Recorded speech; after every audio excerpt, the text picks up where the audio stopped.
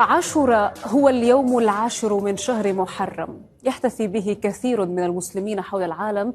البعض يحييه بالصيام، آخرون بأطباق الحلوى والمكسرات، وآخرون طبعا بالنار وباللهب. في المغرب تبدأ الاحتفالات بعاشوراء مع دخول شهر محرم وتنتهي في العاشر منه، وتحاول الأسر المغربية إدخال السرور على أبنائها بشراء الألعاب والدفوف وتقديم المكسرات والفواكه المجففة. دعونا نتابع بعض مظاهر الاحتفال بعاشوراء في المغرب.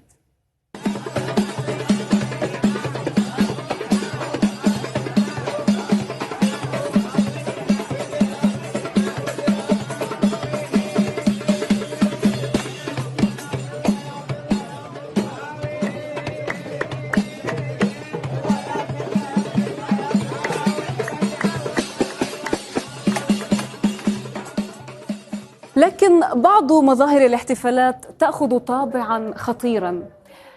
الشعالة أيضا هي أحد الطقوس التي يختارها بعض الفتية في المغرب لإحياء عاشوراء. يقومون بحرق العجلات المطاطية، تستمر نارها طويلا ويتم تخزينها لهذه المناسبة، وبعد اشتعال النار يقفز الشباب فوقها.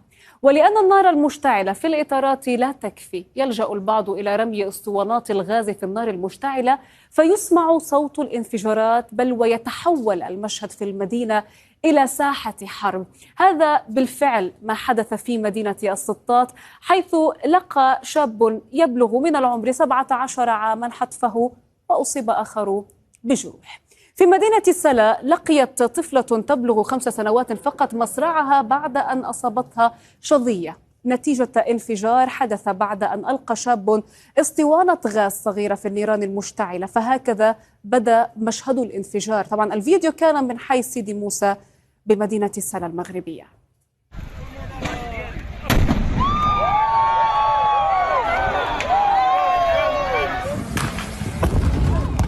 هادي ويلي كيتشداش في تليفوني.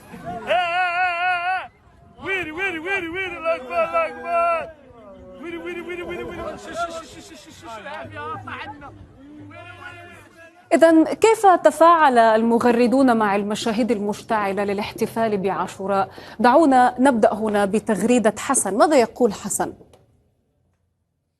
يقول: هذا الشيء فات احتفالات عاشوراء ولينا أمام شباب كي جربوا أمور خطيرة من شأنها المس بسلامة الممتلكات والأرواح. ننتقل إلى تغريدة حليمة.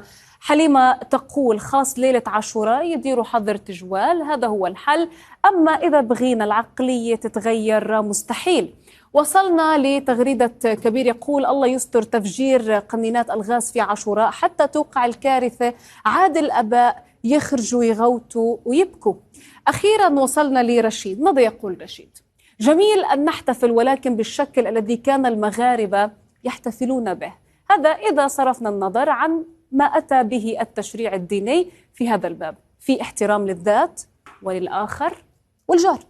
الشرطة المغربية في مدينة سلا ألقت القبض على مهاجر إيفواري مقيم بطريقة غير شرعية في المغرب للاشتباه في تورطه في الإيذاء العمدي المؤدي للموت. المشتبه فيه كان قد ألقى قنبلة غاز صغيرة الحجم في كومة من العجلات المشتعلة في حي سيدي موسى بسلا، ما أدى إلى وفاة طفلة تبلغ من العمر 5 سنوات فقط.